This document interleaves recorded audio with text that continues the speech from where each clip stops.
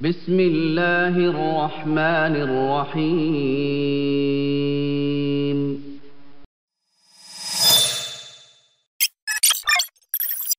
Assalamualaikum warahmatullahi wabarakatuh. Alhamdulillah. Sebagai seorang muslim, kita sangat yakin dua susunan kata ini adalah susunan kata bersyukur dan berterima kasih kepada Sang Pencipta Allah. Nikmat Allah tidak terhingga. Terutama Allah Subhanahu wa taala menjadikan kita sebagai figur-figur muslim dan mukmin. Dan alhamdulillah yang telah menjadikan negeri kita tercinta, negeri Indonesia ini mayoritas muslim. Karena memang seorang muslim akan terpandu untuk mengenal siapa pencipta yang sebenarnya, yaitu Allah Subhanahu wa taala. Yang dengan itu dia tidak butuh Tuhan-Tuhan lain. Dia tidak butuh untuk menyembah patung, batu, pohon. Dia cukup kembali kepada satu Tuhan yang selalu diucapkan dan diyakini oleh setiap muslim, la ilaha illallah, la ma'buda bihaqqin illallah. Tidak ada Tuhan, pencipta, penguasa, pemilik yang menggantikan siang dan malam, menurunkan hujan dan menciptakan apapun yang dijangkau atau tidak dijangkau oleh mata manusia. Dialah Allah Subhanahu wa taala. Dan dengan mengenal Tuhan kita Allah, kita jadi tahu sebenarnya apa tujuan kita ada di muka bumi ini. Dan apa yang boleh kita kerjakan dan apa yang tidak boleh kita kerjakan. Apa yang boleh kita nikmati dari makanan, minuman, pakaian, pendapatan, pergaulan, dan mana yang tidak boleh. Yang biasa dikenal dalam agama Allah dengan halal dan haram.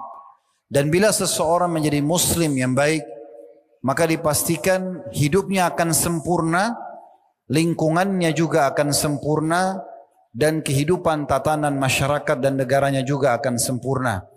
Karena semua yang diperintahkan dalam agama Allah adalah baik-baik, jujur, amanah, tanggung jawab, berbakti, baik dengan orang tua, baik dengan pemimpin yang sudah resmi, baik dengan atasan bila kita di sebuah lembaga, ataupun menjaga kesetiakawanan dan menjaga keamanan dan ketentraman.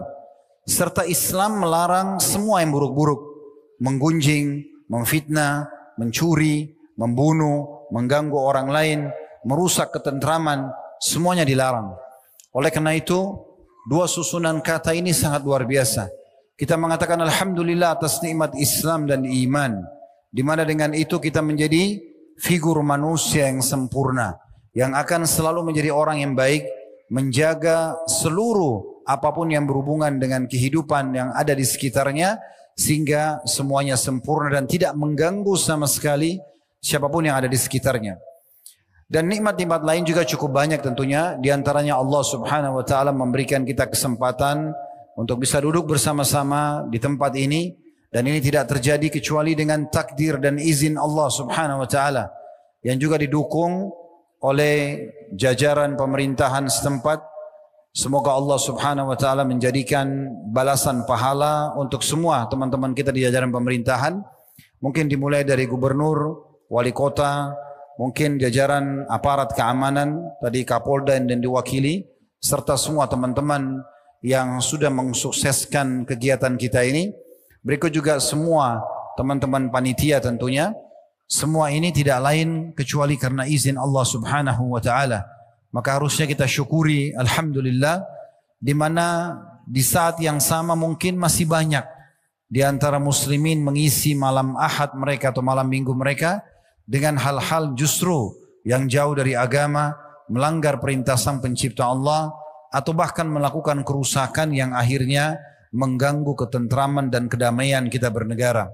Alhamdulillah atas nikmat tersebut. Selanjutnya kita panjatkan salam hormat kita kepada manusia yang telah Allah sempurnakan jalur nasabnya, fisiknya, ilmunya, dan Allah memerintahkan kita untuk menjadikannya sebagai suri tauladan.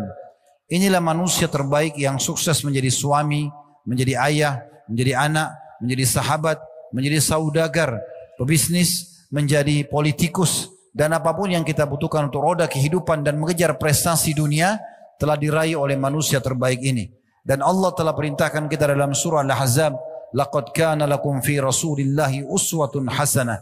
Sesungguhnya pada diri utusan Allah itu ada suri tauladan yang baik buat kalian. Mengucapkan satu kali salam hormat kepada manusia terbaik ini akan dibalas oleh Allah dengan 10 rahmat. Dan rahmat Allah meliputi pengampunan dosa, peninggian derajat, pemenuhan kebutuhan dan solusi dari permasalahan. Oleh karena itu saudaraku seiman, setelah memuji Allah, alhamdulillah, selalulah mengucapkan salawat dan taslim kepada Nabi besar Muhammad sallallahu alaihi wa ala alihi wa sahbihi wasallam.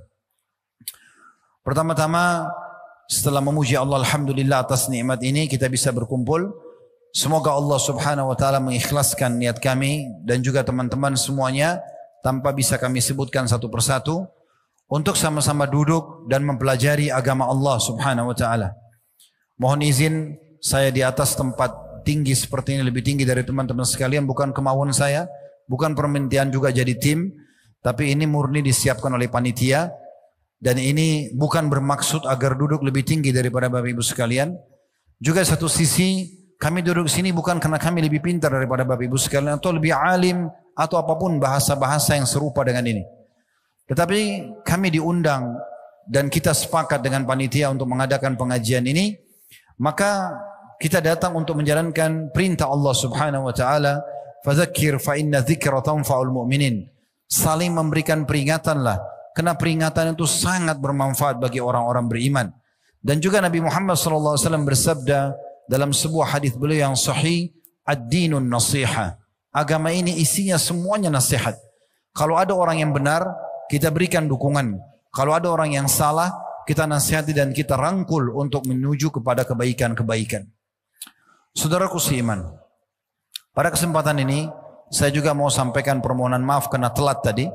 Qadarullah wa masya'fal, tadinya kita jadwalkan jam 8 malam, tetapi tadi ada macet di jalan. Tapi saya sangat yakin teman-teman insyaAllah kalau ikhlas hadir dalam majlis seperti ini tetap dicatat pahala oleh Allah subhanahu wa ta'ala. Kita akan bahas tema kita pada kesempatan ini, jadilah yang terbaik. Saudaraku seiman, sebagai seorang muslim kita memang harusnya bangga menjadi seorang muslim yang beragama Islam ini.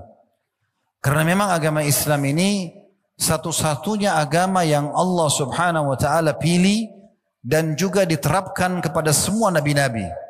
Sebagaimana Allah subhanahu wa ta'ala berfirman dalam surah Al-Imran, di surah nomor 3 ayat 19, Inna ad-dina indallahi al-Islam. Sesungguhnya agama di sisi Allah hanyalah Islam. Allah subhanahu wa ta'ala tidak pernah menurunkan agama lain. Keyakinan seorang muslim bahwasanya dari Nabi Adam alaihissalam, Idris, Hud, Saleh, Shu'aib, Musa, Isa, Muhammad dan nabi-nabi lain alaihi wassalatu wassalam semuanya muslim. Kata Nabi Muhammad sallallahu alaihi wasallam dalam sebuah hadis yang sahih, perumpamaan aku dengan nabi-nabi sebelumku ibarat seperti satu istana yang mewah. Orang-orang mengelilinginya sambil memuji-muji istana tersebut dan mereka mengatakan sambil melihat satu tempat batu bata yang belum diletakkan, coba seandainya satu batu bata ini diletakkan maka akan lebih sempurna bangunan ini. Kata Nabi Muhammad SAW, ketahuilah akulah satu batu bata itu dan akulah penutup para nabi dan rasul. Jadi yang kita anut ini bukan agama baru, agama semua nabi dan rasul. Hanya perbedaan antara satu nabi dengan nabi yang lain terkadang dalam hukum-hukum atau yang dikenal dengan syariat. Kalau Allah subhanahu wa ta'ala ingin melanjutkan ke nabi dan rasul setelahnya dilanjutkan. Kalau Allah ingin ganti atau hapus, Allah akan ganti dan hapus. Dan agama Islam ini disempurnakan dengan diutusnya Nabi Muhammad sallallahu alaihi wa alihi wa sahbihi wasallam. Islam yang anda anut ini saudaraku seiman adalah agama yang sangat sempurna. Karena semua prestasi yang terbaik apapun itu sifatnya berhubungan dengan anda membangun jalinan hubungan yang baik dengan Sang Pencipta Allah atau anda menjalin hubungan yang baik dengan sesama manusia atau makhluk, maka semua dianjurkan untuk meraih yang terbaik. Islam tidak pernah menutup pintu untuk para penganutnya menjadi orang yang paling berprestasi dalam urusan dunia pun. Islam tidak pernah melarang penganutnya. Kalau di masa kita sekarang ada pendidikan formal, kita ada titel akademik, ada SD, SMP, SMA, lalu kemudian masuklah ke akademisinya S1, S2, S3. Tidak ada pernah larangan seorang muslim dikatakan cukup sampai SD saja, cukup sampai SMP saja, atau S1 saja. Selama dia mau, dia boleh mengejar prestasi terbaiknya. Dan akhirnya bertambah ilmunya, makin luas wawasannya, dan juga tentunya akan mendatangkan sumber income tambahan. Karena titel akademik lebih tinggi, maka otomatis gaji mungkin kalau dia mengajar di sebuah kampus lebih besar.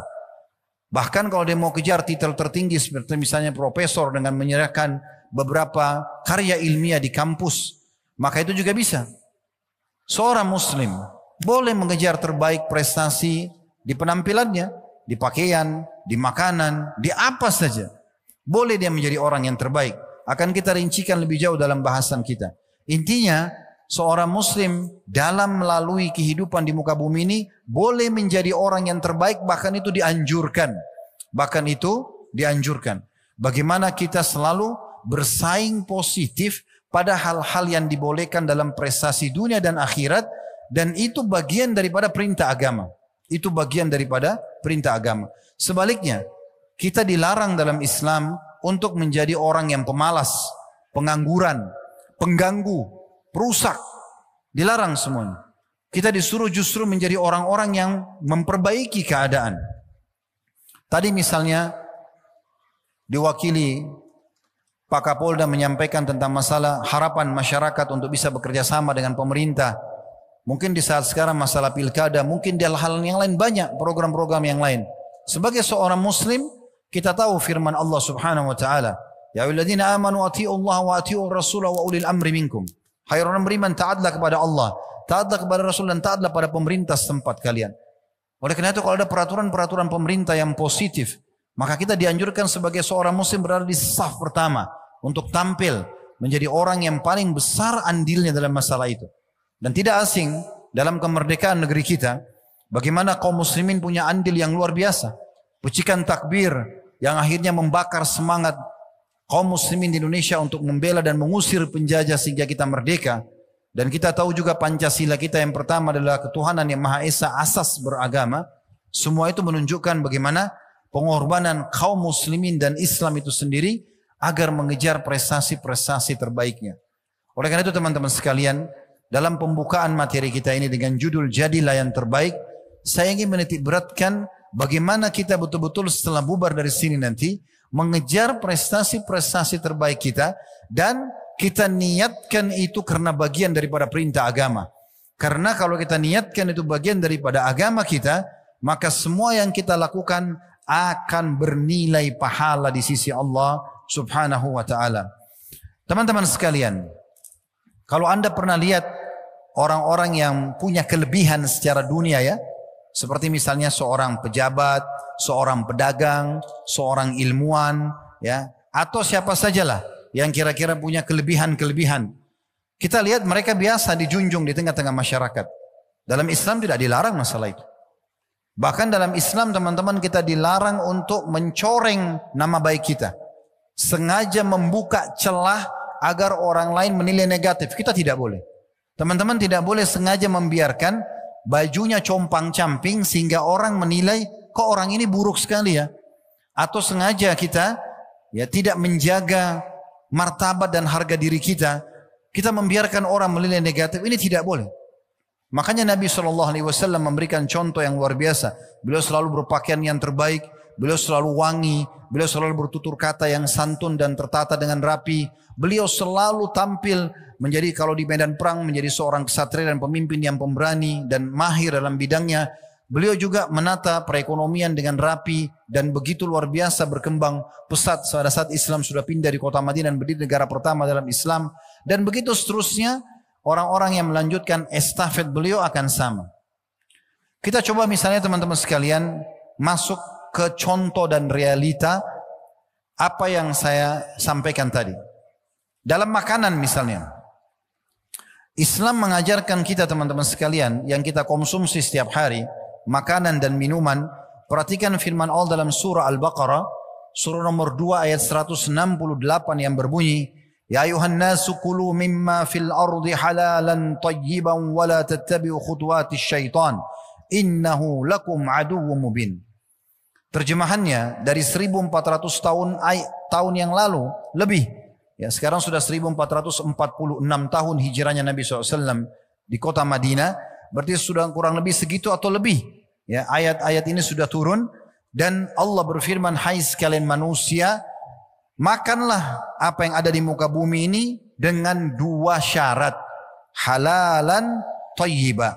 Dan jangan pernah ikuti langkah-langkah syaitan. Karena sungguhnya dia adalah musuh yang nyata buat kalian. Apa itu halalan thayyiba? Halal artinya yang Allah bolehkan. Yang Allah bolehkan. Dan Allah selalu membolehkan yang thayyibat. Yang baik-baik saja. Seperti hewan, tidak boleh dimakan hidup-hidup.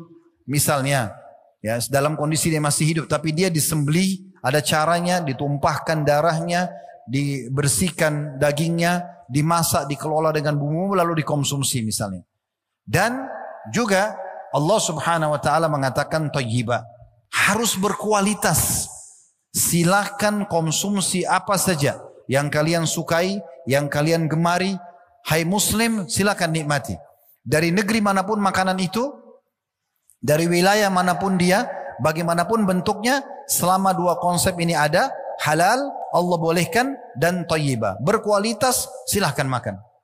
Tidak dilarang. Saya kasih contoh. Kalau teman-teman yang hadir di sini, masuk ke sebuah supermarket atau anggap toko buah. Di toko buah itu, ada misal contoh, buah apel sekilo dengan kualitas yang terbaik, misal contoh 200.000 rupiah. Dan ada kualitas B, harganya 100.000 rupiah. Sebagai seorang Muslim, Anda boleh bahkan dianjurkan untuk membeli yang kualitas A karena Anda niat ingin menikmati apa yang sudah Allah halalkan itu. Bahkan berpahala di sini. Dan tidak disarankan Anda beli yang kualitas B sementara Anda mampu. Dan ini bukan menolak makna hemat, bukan. Hemat itu dalam Islam adalah tidak mubazir. Tidak mubazir. Jadi Anda makan, ya, nikmati, boleh, silahkan, yang paling berkualitas, asal tidak mubazir, jangan dibuang-buang. Nah, itu namanya hemat. Jadi bukan berarti hemat itu kita pilih yang kualitas B sementara kita mampu beli kualitas A sehingga kita tidak menikmati.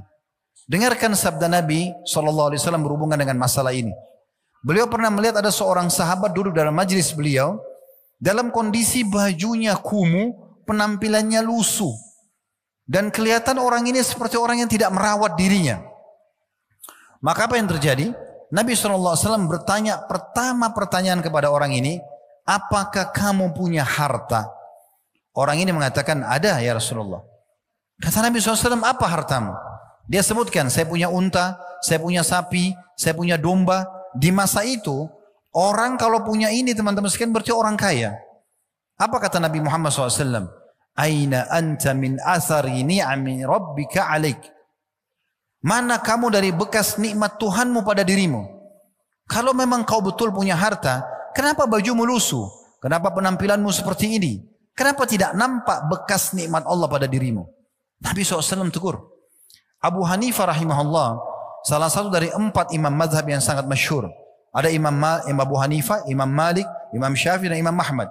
Imam Abu Hanifah satu waktu di masjid beliau di Irak, habis sholat beliau temukan ada orang di saf sholat, kelihatan seperti tadi, penampilannya kumuh, tidak terawat, tidak bersih, badannya bau. Lalu Imam Abu Hanifah mengatakan pada orang tersebut, sinilah. Orang itu mendekat. Lalu Abu Hanifah mengatakan, pergilah ke mihrab saya. Mihrab, tempat beliau jadi imam, karena beliau jadi imam pada masa itu. Lalu beliau mengatakan, angkat sejadah saya. Di bawahnya ada sebuah kantong, bawalah ke sini. Maka orang itu pun datang ke mihrabnya Imam Abu Hanifah, lalu mengangkat sejadah dan mengambil sebuah kantong, ternyata berisi cukup banyak uang dinar emas. Dia bawa, dia berikan kepada Imam Abu Hanifah. Lalu orang itu mengatakan, silakan imam. Imam itu kalau kita sekarang kiai, ustadz ya. Maka kemudian orang Abu Hanifah mengatakan, ambillah, gunakan untuk kebutuhan hidupmu. Maka orang itu mengucapkan satu kata-kata yang unik. Dia mengatakan, tapi saya orang mampu. Tapi saya orang mampu. Maka Abu Hanifah marah sambil mengatakan, kalau begitu mana bekas nikmat Allah pada dirimu? Kalau kamu orang mampu, kenapa kamu berpenampilan seperti ini? Kenapa lusuh? Kenapa kotor? Kenapa bau? Teman-teman kalau pelajari Syama'il Muhammadiyah atau ciri khasnya Nabi Muhammad SAW, disebutkan dalam riwayat, beliau selalu berpenampilan bersih, rapi, wangi. Belum pernah Nabi SAW keluar ke para sahabat rambutnya berantakan. Belum pernah beliau keluar menghadap para sahabat dengan baju yang kotor. Belum pernah beliau keluar dengan badan yang bau. Belum pernah. Bahkan dalam riwayat disebutkan, Nabi SAW pernah keluar dari rumahnya, disampaikan oleh Ka'ab radhiyallahu anhu. Di saat itu bulan purnama yang sangat terang. Dan Ka'ab lagi sangat kagum melihat bulan purnama itu. Beliau mengatakan, saya kebetulan melihat itu dari depan rumah Nabi. Tiba-tiba pintu rumah Nabi dibuka. Beliau keluar baru selesai mandi. Dengan menyisir rambut dengan rapi dan menggunakan jubah berwarna merah bergaris hitam. Dan saya temukan Nabi SAW lebih indah daripada bulan itu. Para sahabat mengatakan, kami kalau salaman dengan Nabi SAW, kami menemukan bau wanginya sampai berhari-hari. Bukan, kenapa anda beli ini? Ini kan ada label halal.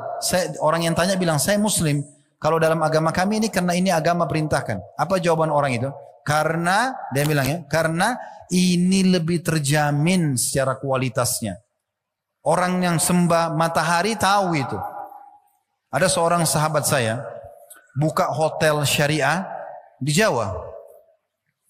Subhanallah, saya tablik akbar di kota itu. Seperti gini, Masya Allah datang waktu itu. Kemudian saya nginap di hotel beliau. Kebetulan hotel beliau hotel syariah. Ada satu kisah yang unik Bapak Ibu sekalian. Baru disuruh doakan. Coba bayangkan. Ada perintah untuk itu. Menikmati, silahkan. Kita tahu di hari raya Idul Adha Idul Fitri kita disunnahkan untuk pakai baju yang terbaik. Sebagian ulama salaf bahkan mengkhususkan baju terbaik mereka bukan hanya untuk Jumat, tapi setiap kali mau sholat termasuk sholat tahajudnya.